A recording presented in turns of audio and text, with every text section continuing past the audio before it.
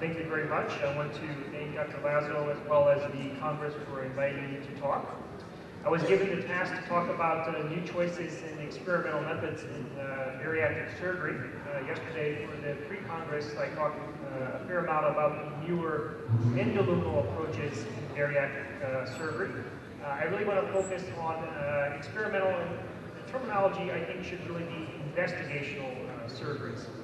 I have no disclosures for this talk, but I do want to overemphasize that novel technology and as well as surgery should really be carefully evaluated prior to wide use and adoption. And I think we, as physicians and surgeons, are really responsible for careful education, evaluation, and full disclosure of these new technologies and devices prior to having it widespread use in our patients. So, we all know that obesity is a major problem worldwide.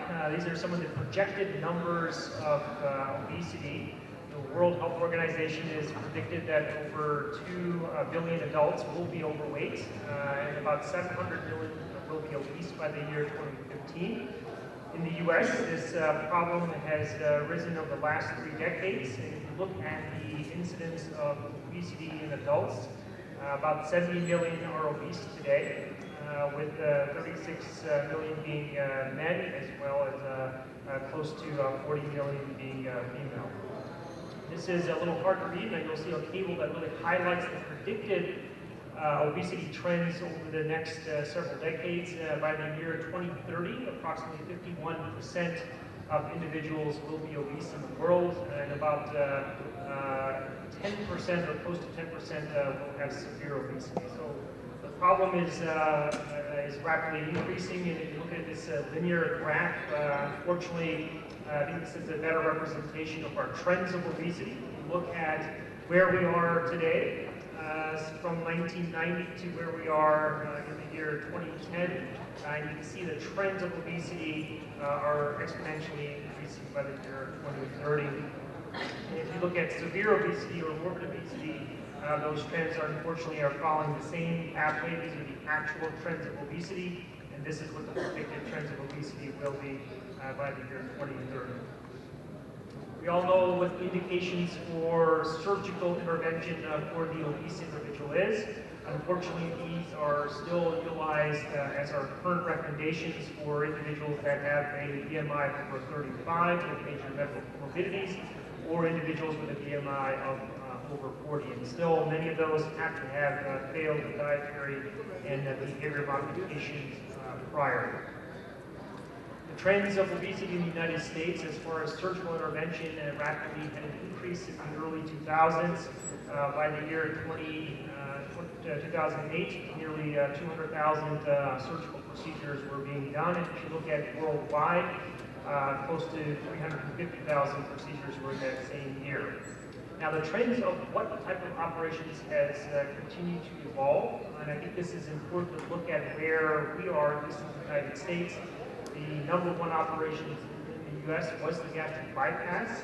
In the last several years, the sleeve gastrectomy has really risen to be one of the more popular operations, an increase from about 1% to nearly a third of the operations being done, while the gastric banding, very similar to here in Mexico, has really decreased in the U.S. from about 24% down to less than 4%.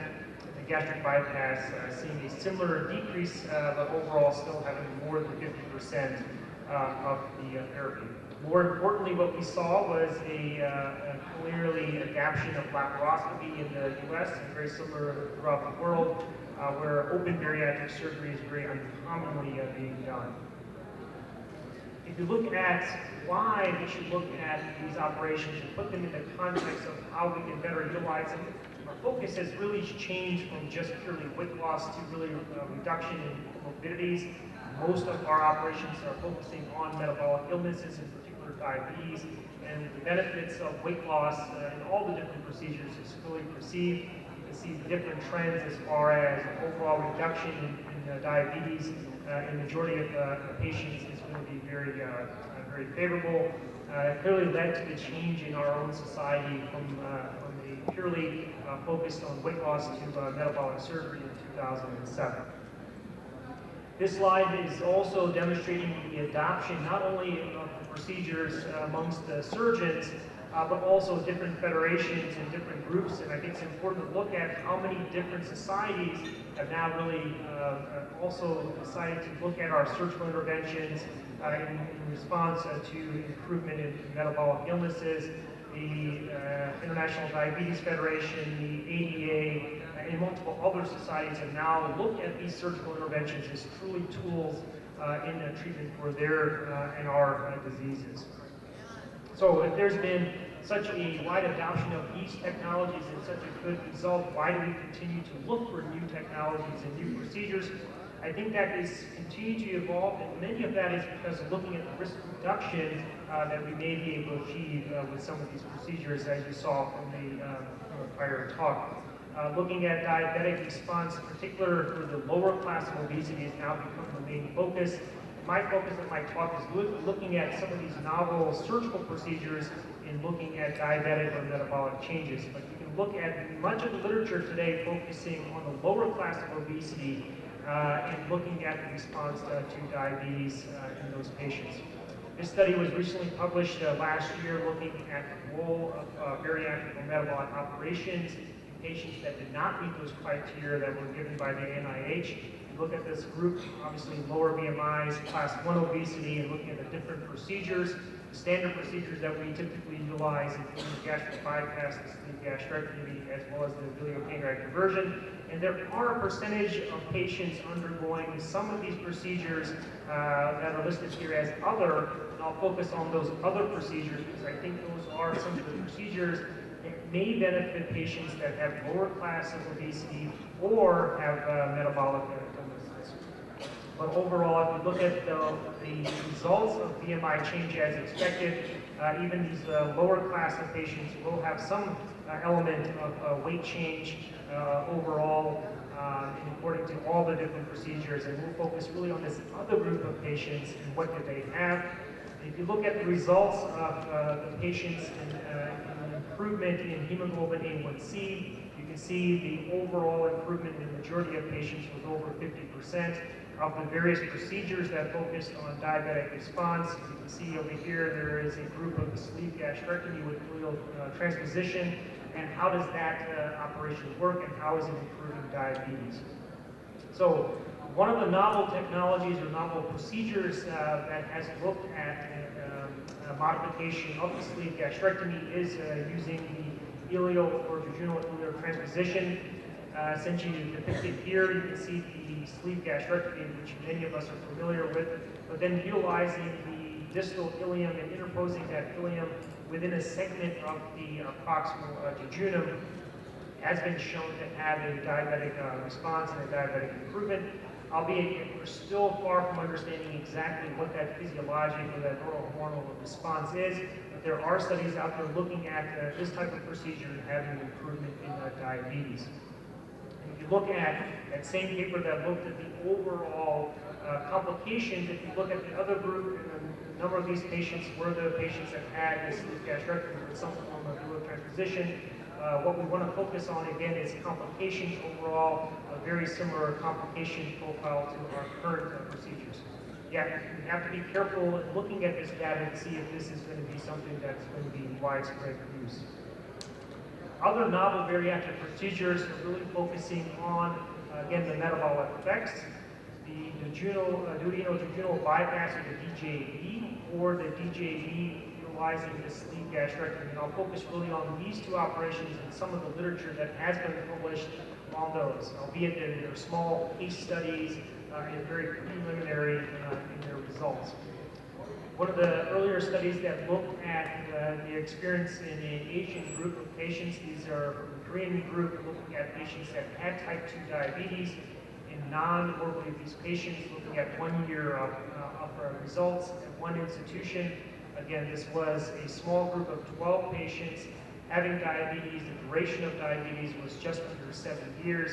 Again, this patient population was not the obese population, so their body mass index was under 30, was around 28. And again, diabetics with a typical diabetic profile with a fasting blood sugar starting of 208 and hemoglobin A1C of just under 8%.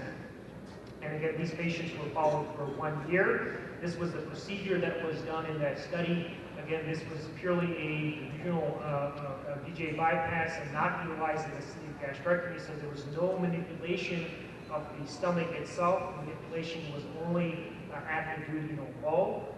Pylorus is preserved in this operation, and the biliopancreatic limb, which is depicted here in the white area, was less than 70 centimeters, and where the small bowel was transected to make the actual bypass was approximately 90 or 100 centimeters in length, and this was anastomose to the pylorus. So if you look at the results of that small group of 12 patients, and look at again the baseline characteristics when it comes to diabetes, the fasting blood sugar was 208 at baseline, hemoglobin A1C at just under 8%, and following that population up to 1 year, you can see the overall mean fasting blood sugar was now 150, and the hemoglobin A1C response at a decrease to 7%. Unfortunately, some of the limitations of this study was there was not a very comprehensive evaluation of the clinical parameters prior to enrollment in their diabetes, both before and after surgery. There was obviously no control group, and again, these are short 1 year follow-up results. But again, this is a novel technology that may prove an advantage in your diabetic non-obese population. Another study looking at the DJB in conjunction with the sleeve gastrectomy. This was a study that was published from the group in India. This was in a morbidly obese population, so very similar population to what we offer our conventional therapies. Again, this was a randomized trial. The two groups were either the standard gastric bypass or using the DJB with the sleeve gastrectomy. Again, a very small group of patients, less than 30 in both. And you can see overall the cohorts were relatively similar as far as their demographics as well as far as their age. There were 20 diabetics in the DJB sleeve group, and there were 16 that were in the gastric bypass group. Again, the primary focus of this was not just to look at diabetic response, but to look at the overall differences or similarities in the gastric bypass and the DJB sleeve group. Again, in this operation, a little bit different than the previous one.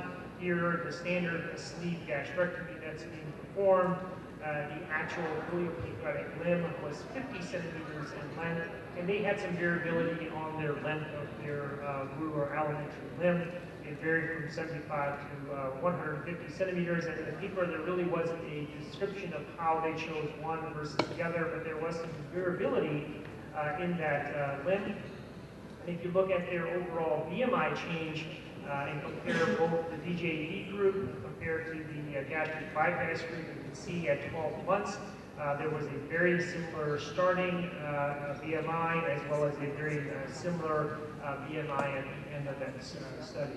If you look at the percentages of excess weight loss, very similar as well. So in this small group of less than 30 patients in each arm, we saw a very similar change in weight loss in relationship to both BMI and the total excess weight loss. And again, remember, if you look at the diabetic response in this group, there was a total of 20 patients that were in the DJB sleeve group. There were 16 in the gastric bypass. Very similar remission rates and improvement rates in both of these groups.